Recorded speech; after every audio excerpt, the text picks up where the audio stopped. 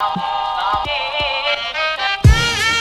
are consistently talking people through the basics of SEO, and I don't want to lose sight of what the whole point of this is, and we kind of always have to circle it back.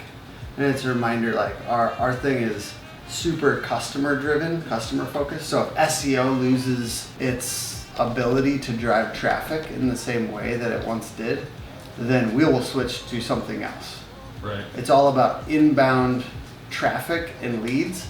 Google just happens to be the gateway to the internet now. 3 very dead simple things. I try to make it simple. We've got content, links from around the internet back to the website, and we've got technical SEO. So let's give this one a wrench. Let's give this one just obviously a link, and let's just give this one kind of a little document icon and maybe an image on the document, because content includes, yes, blog posts and landing pages. So a blog post, just an article that's written on your website, and landing page being more of a lead gen thing. Content also can include all of the pages on your website that are categories for products. Anything that there's textual and image content and video content combined to make an experience on your website, that's what I'm referring to as content. And for e-commerce websites, a lot of times it's those category pages that need the most love, because they don't have a lot of content on them. They're just a listing of products. And Google says, well, this is a functional page for them, but not for the user. Right. And Google, in all of its infinite wisdom and power, has said, if it's not useful for the user, then we're going to devalue it in search rankings. And it's an interesting place, right? In this place in society, Google has a lot of power. Yeah. And the people that know how to get higher on Google have a lot of power, because we can now manipulate search engine algorithms. And I know that there's a lot of SEOs out there that would go, what? Manipulate? We're just going to create epic content and thus rank on the merit of our website. And it's like, yes, I agree. However, there are things that you can do to get higher on search engine rankings. And in our opinion, if we don't take those advantages, we're actually doing a disservice to our clients, because we're not taking all the advantages that are possible. And some of them are just creating a well-organized website, right? So just making sure that your website is well-organized and has hierarchy in its categories and its types of content. And another one is good user experience, so good UX. Another huge one that we encounter a lot on particularly WordPress websites is this thin and duplicate content. So de-indexing thin and duplicate content.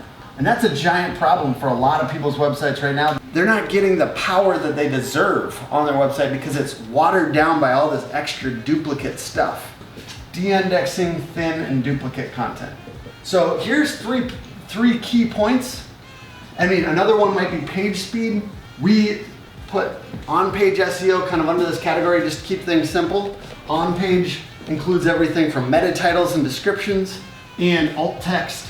So it's just describing the images, because Google can't see what's in every single image. It's not going to use its crawl budget for that. It probably could, because you know how do you have like a Google image library? It'll like organize all your selfies and stuff like that. So it probably could, but ultimately with technical SEO, one of the main things is structure, making sure things are well organized. And the other thing is making it simple and easy for Google to crawl. That's robots that crawl the internet, to crawl it with the least effort. Yep. Because least effort and with prioritization.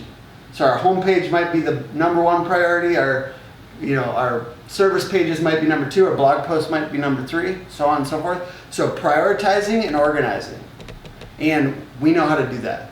So we've got 2 more. And this one is usually the first thing, because there's a lot of easy big gains that can happen in the next 3 weeks if we take over your account, right? And there's powerful things that you're not even getting credit for the stuff that you should be getting credit for. Yeah. Unfortunately. if your website is not technically optimized for search engines. I'm gonna go to content first because it's the next somewhat easy to understand thing, right? So content, when you go to a website and you read a useful blog post, you have experienced value, right? And you got an answer to your question. It's also why the internet is awesome, right?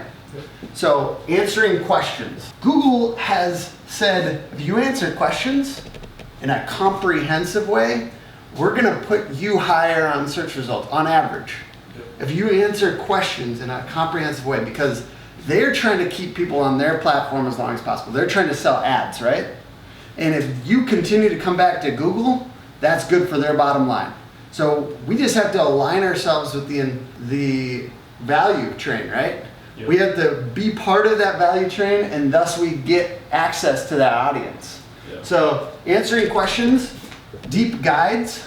So sometimes people have already answered that question, right? We actually look, when we're doing SEO, we look at the keyword difficulty of a particular keyword, and we decide, is this topic worth going after, or has it already been covered in crazy detail previously? If it has been covered in great detail previously, we have to do an even deeper guide. And we have to make it more entertaining, we have to include memes, we have to include video. Yeah. That's why people are going to such lengths to create this content. It's both for the users and we want to rank on Google. Yeah. You know what I mean? So if it's hard to rank for that, you have to go to even greater lengths. One of my favorite SEOs on the planet, Brian Dean, has called this skyscraper content.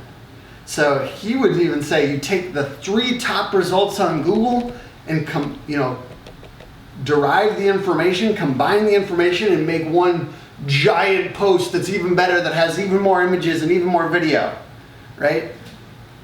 So we do that for our clients when we do what I call a hub post.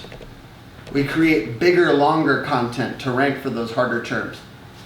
Otherwise, you have to have at least 500 to 700 words on each of your service pages and category pages, e-commerce category pages. So if there's not 500 to 700 words on that service page, we need to get them, because ultimately Google doesn't know. It's not psychic. So stop pretending like Google is psychic. We need to actually talk in detail about what that service is. Content can be anything. So literally your imagination is the limit.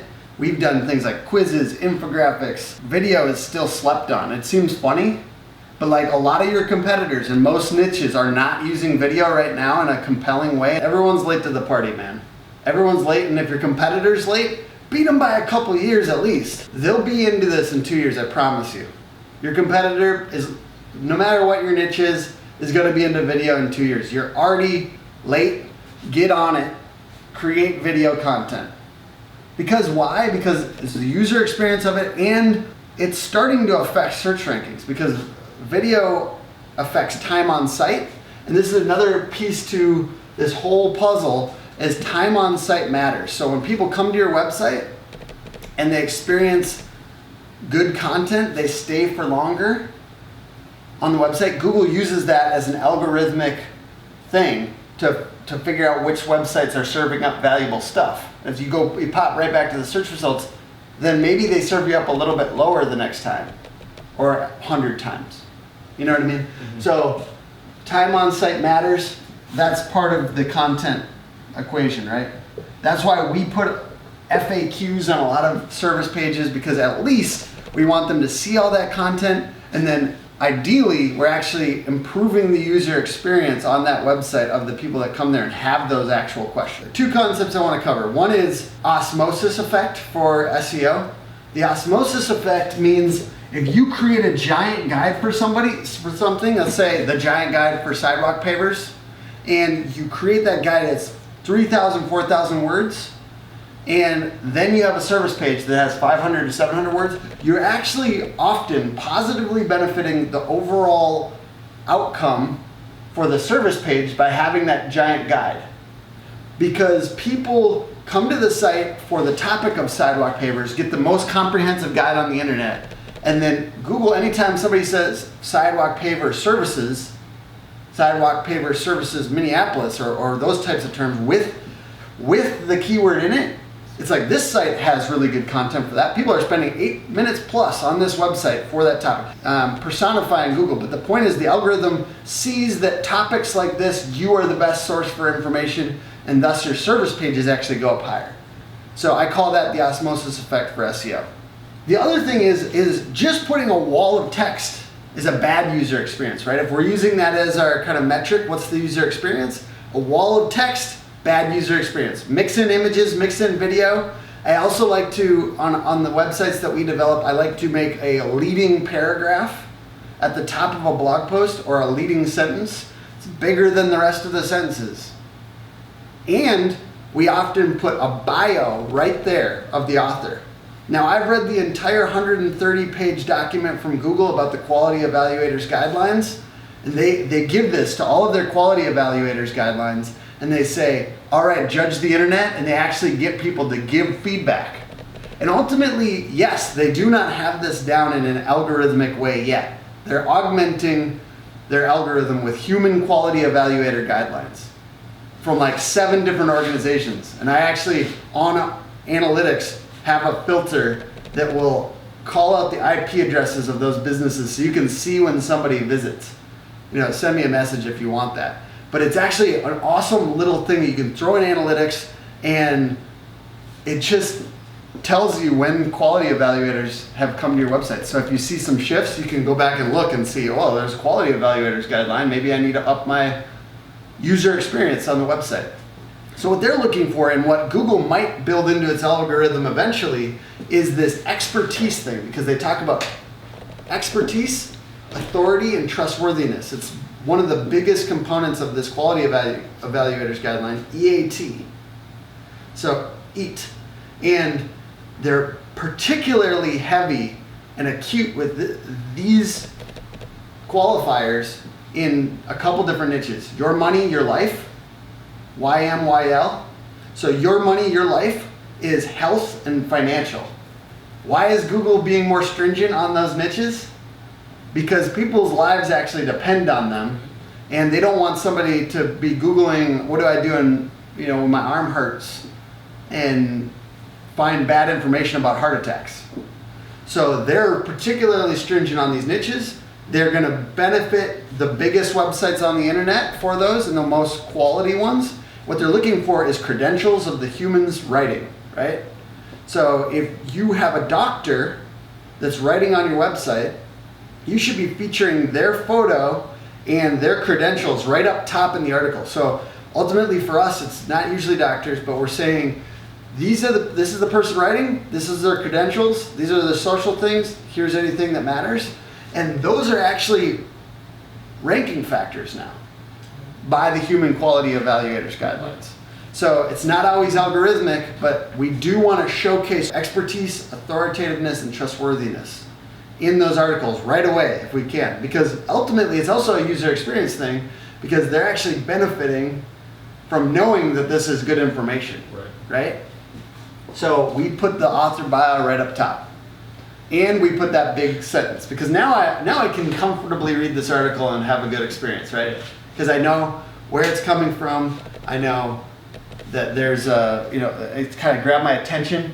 We talk with our writers about these lead lines. The title is important, but also the lead line, the first line in an article is super important. Yep. So now it comes down to SEO is partly a mixture of all these things, and it's partly a mixture of writing and persuasive writing and capturing somebody's attention and getting them to stay on the website. Now this doesn't sound like SEO anymore. It sounds like something else. It sounds like just marketing in general, or persuasive something, but guess what? That's the lengths that we go to. So I would say any good SEO company worth its salt has to be thinking about just persuasion in general, keeping people on the website, and has to get outside of their comfort zone when it